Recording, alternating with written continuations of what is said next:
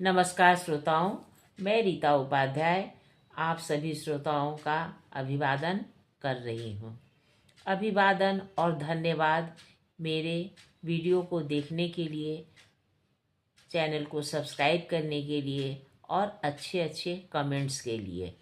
आपके अच्छे कमेंट्स मुझ में प्रेरणा जगाते हैं और मैं अच्छी से अच्छी कहानियाँ आपके समक्ष प्रस्तुत करती हूँ।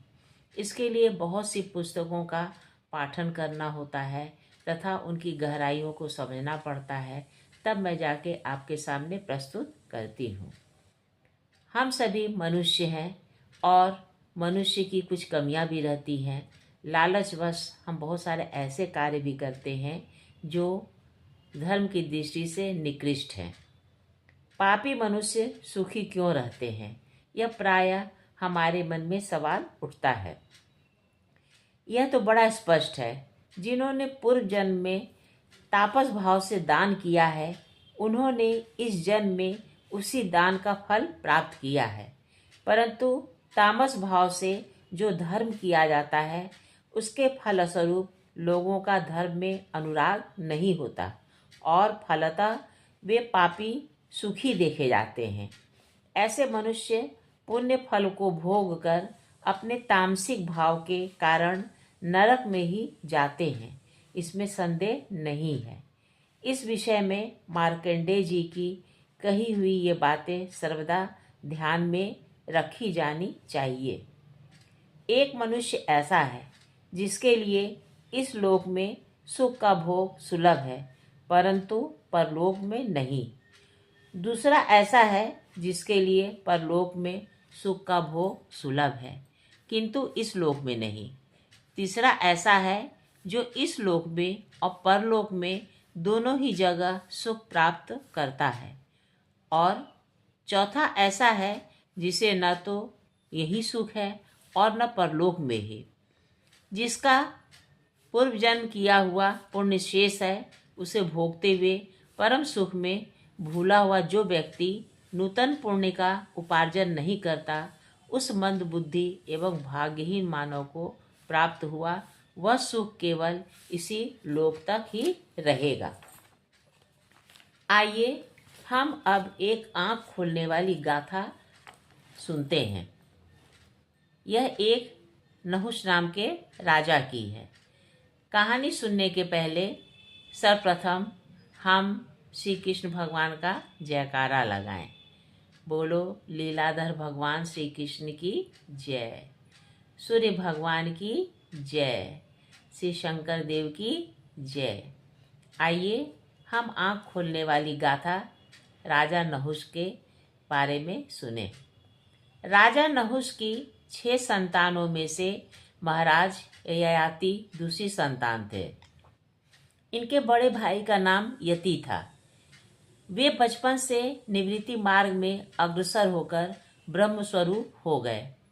अतः कौशल देश का शासन ययाति के हाथों में आया।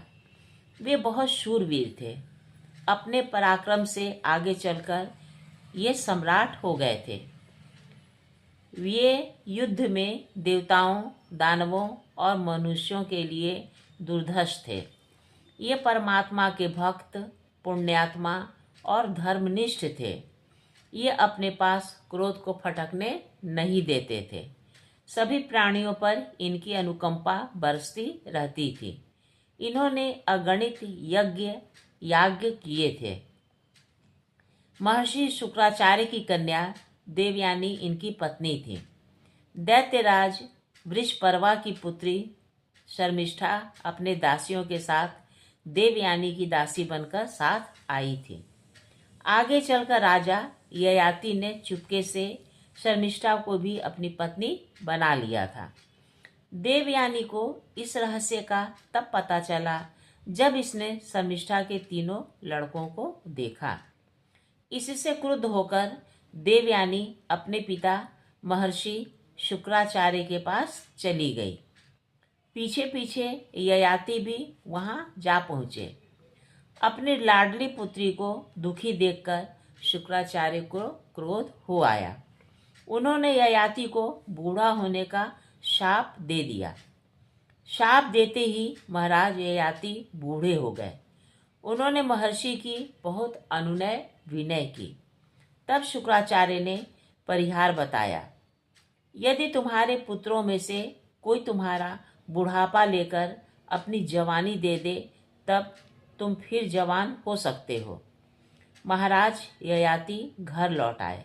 सबसे पहले वे देवयानी के पुत्रों के पास पहुँचे। देवयानी से इनके 2 पुत्र थे, यदु और तुर्वसु। महाराज ने उनसे अलग अलग जवानी की मांग की, परंतु दोनों ने इसे अस्वीकार कर दिया। तब महाराज शर्मिष्ठा के ज्येष्ठ पुत्र अनु के पास गए। अनु ने भी महाराज की मांग अस्वीकार कर दी। शर्मिष्ठा के दूसरे पुत्र दुहर्यु ने यह मांग ठुकरा दी।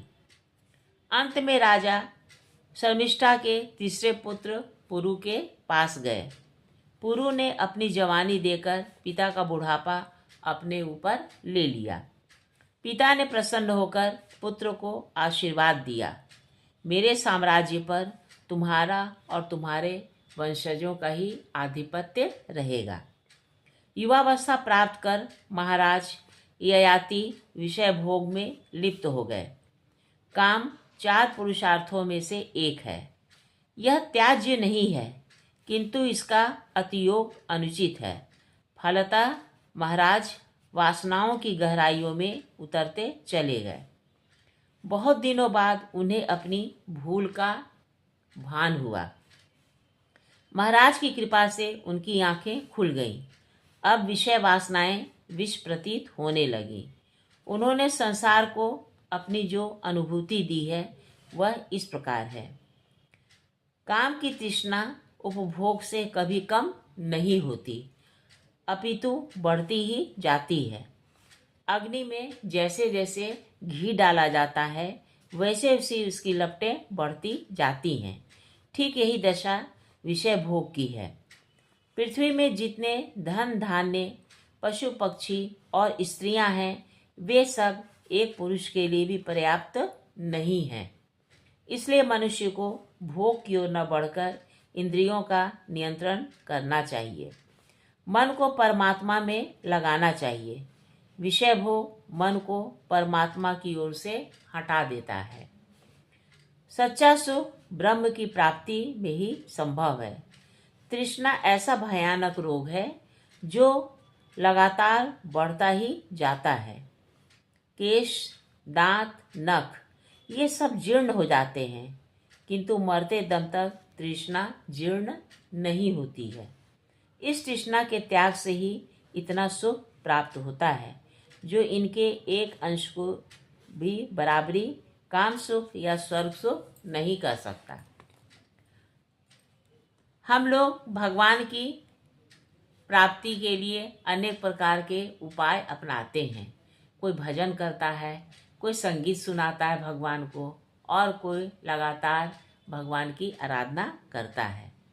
अब संगीत से भगवत प्राप्ति किस प्रकार हो सकती है, आइए इस संदर्भ में हम एक कहानी सुने।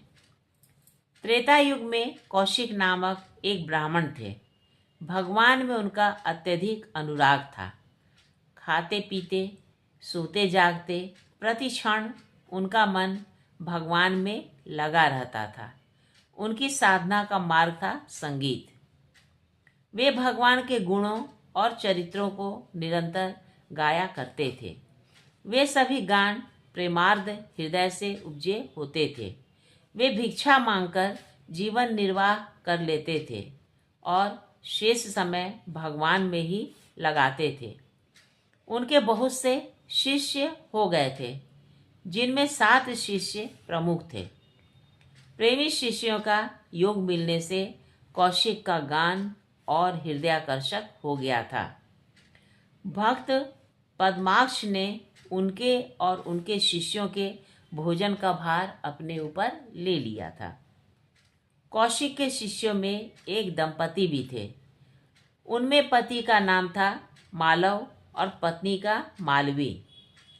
मालव भगवान को दीपकों की माला से सजाता रहता था और उसकी पत्नी मालवी मंदिर को झाड़ पोंछ कर सदा चमकाए रहती थी।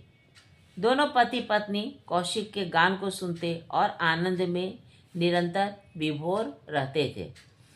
कौशिक के दिव्य गान की चर्चा चारों ओर हो रही थी। कुश स्थली से आकर 50 ब्राह्मण इनकी संगीत साधना में सम्मिलित हो गए थे। राजा कलिंग ने भी यह चर्चा सुनी तो वह भी कौशिक के पास जा पहुंचा। वह अहंकारी था। उसने कौशिक से कहा, तुम बहुत अच्छा गाते हो, आज मेरी कीर्ति का गान करो, जिससे वे कुशस्थली के वासी उसे मनोयोग से सुने। कौशिक ने विनम्रता से कहा, महाराज, मेरी जीभ और वाणी केवल भगवान के ही गुणों को गाती है, अन्य प्राकृतिक वस्तुओं को नहीं, अतः आप मुझे क्षमा करें। इसी बात को उनके गायक शिष्यों ने भी दोहराया। श्रोताओं ने भी नम्रता से कहा, हमारा भी यही नियम है, हम अपने कानों से केवल भगवान के गुणों और यश को सुने, अतः आप हमें भी क्षमा करें। यह सुनते ही राजा क्रोध से जल उठा। उसने लोहे की कील से उनकी जीभ और कानों को छेदना चाहा। राजा की यह चेष्टा जानकर सबने अपने अपने जीभों और कानों में स्वयं कीलें धंसा ली। राजा का क्रोध और बढ़ गया। उसने कौशिक और उनके साथियों को अपमानित कर अपने राज्य से बाहर करवा दिया। उसकी सारी संपत्ति छिनवा ली। संत कौशिक अपने दल बल के साथ उत्तराखंड की ओर चले गए। बहुत दिनों बाद जब कौशिक आदि की मृत्यु हुई, तब ब्रह्मा ने बड़े आदर के साथ लोकपालों के द्वारा उन्हें और उनके साथियों को अपने लोक में बुला लिया। वे आधे मुहूर्त में ब्रह्मा के सम्मुख पहुंच गए। ब्रह्मा ने उनका अत्यधिक सम्मान किया। इस लोक के निवासियों ने इतना अधिक सम्मान पाले किसी और को नहीं देखा था, इसलिए वहाँ हलचल मच गई। इसी बीच विष्णु के दूत वहाँ आ पहुँचे। उन्होंने सम्मान के साथ कौशिक और उनके साथियों को विष्णु लोक पहुँचाया। कौशिक के सम्मान में ब्रह्मा और वहाँ के निवासी भी उनके साथ गए। इस तरह विष्णु लोक में बहुत बड़ी भीड़ एकत्र हो गई। भगवान विष्णु ने कौशिक और उनके साथियों को स्नेहसिक्त नेत्रों से देखा। उस समय जय घोष से सारा वातावरण गूंज उठा। भगवान विष्णु ने ब्रह्मा जी को आदेश दिया कि वे कौशिक और उनके शिष्यों को मेरे समीप में ही स्थान दें। फिर भगवान ने कौशिक की ओर उन्मुख होकर प्रेमार्द वचनों से कहा, वत्स, तुम अपने शिष्यों के साथ मेरे समीप ही रहो। मैंने तुम्हें अपने गणों का आधिपत्य भी प्रदान किया है। इसके बाद भगवान ने मालव और मालवी को कृतार्थ करते हुए कहा, तुम दोनों मेरे लोक में आनंद से रहो और सुंदर गान सुनकर आह्लाद प्राप्त करते रहो। इसके बाद भगवान पद्माक्ष से बोले, वत्स, तुम कुबेर हो जाओ, धनों का स्वामी बनकर सुख से इस लोक में विहार करो। तत्पश्चात भगवान ने प्रेमसिक्त सम्मान देते हुए सबको अपने समीप स्थान दिया। सभी को अपने हस्त कमलों से प्रेमपूर्वक स्पर्श भी किया। इतना सम्मान देने के बाद भी भगवान को संतोष नहीं हो रहा था। उन्होंने अपने स्वागत में संगीत का विशाल आयोजन किया। विश्व के सर्वश्रेष्ठ गायक तुमरु गंधर्व बुलाए गए। भगवान दिव्य सिंहासन पर विराजमान थे। संगीत गाती हुई माता लक्ष्मी भी आ विराजी। सभी के वीणा के गुण के तत्व को जानने वाले करोड़ों अप्सराएं वाद्य विशारद के साथ वहां आ पहुंची। पहले से ही वह स्थल ब्रह्मलोकवासियों से पूरी तरह भरा था। इस रसिक संगीत मंडली को वहां घुस पाना कठिन हो रहा था। भगवती लक्ष्मी की आज्ञा से उनसे देवता और मुनियों को दूर ही बैठाया। देवर्षि नारद भगवान के बिल्कुल समीप में ही रहने वाले हैं, पर संगीत न जानने के कारण उन्हें भी दूर हटा दिया गया था। संगीतज्ञ तुमरू को लक्ष्मी और भगवान विष्णु के समीप में बैठाया गया। गायक राज की मजी अंगुलियां वीणा के तारों पर थिरकने लगी। उनके सधे कंठ की फूटती स्वर लहरियां कण कण को आह्लादित करने लगी। रस की धाराएं बह निकली। इस तरह कौशिक और उनके साथियों का बहुत ही भावपूर्ण स्वागत किया गया। कौशिक के स्वागत समारोह में नारद जी को, जो लक्ष्मी नारायण के समीप से दूर हटाया गया था और उनकी जगह तुम्बुरुओं को बैठाया गया था, वह नारद जी को बहुत ही खला। वे समझ गए कि मेरा इतना बड़ा अध्ययन, इतनी बड़ी तपस्या आदि सब कुछ संगीत के सामने तुच्छ सा हो गया। इस पर भी वे संगीत जानने के लिए उत्सुक हो गए और संगीत ज्ञान के लिए घोर तप करने लगे। हजारों वर्ष बीतने पर आकाशवाणी हुई, नारद, यदि तुम गान जानना चाहते हो तो मानसरोवर के उत्तरी शैल पर चले जाओ। वहाँ ज्ञान बंधु नामक उलूक रहते हैं। उनसे सीख कर संगीत के जानकार हो जाओगे। देवर्षि नारद अविलंब मानसरोवर के उत्तर शैल पर जा पहुँचे। वहाँ देवर्षि ने देखा गान बंधु बीच में बैठे हैं और उन्हें चारों ओर से घेरकर गंधर्व, किन्नर, अप्सराएं और यक्ष बैठे हुए हैं। वे सब के सब गान बंधु से सीखकर गान विद्या में पारंगत हो चुके थे और आनंद की लहरों में डूब उतरा रहे थे। देवर्षि नारद को अपने पास आया देखकर गान बंधु ने उठकर नमस्कार किया। जब गान बंधु ने जाना कि देवर्षि नारद मुझसे संगीत सीखना चाहते हैं, तब उन्हें बहुत ही प्रसन्नता हुई। देवर्षि नारद ने 1000 दिव्य वर्ष तक संगीत की साधना की। सीख लेने पर देवर्षि नारद ने गान बंधु को गुरु दक्षिणा देनी चाहिए। गान बंधु ने कहा, मैं चाहता हूँ कि संगीत द्वारा लंबी अवधि तक भगवान की सेवा करता रहूं।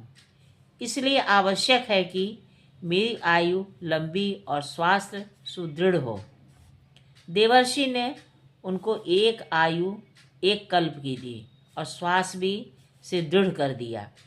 साथ ही यह भी वरदान दिया कि अगले कल्प में आप गरुड़ होंगे। देवर्षि नारद संगीत सीखकर भगवान के पास पहुँचे।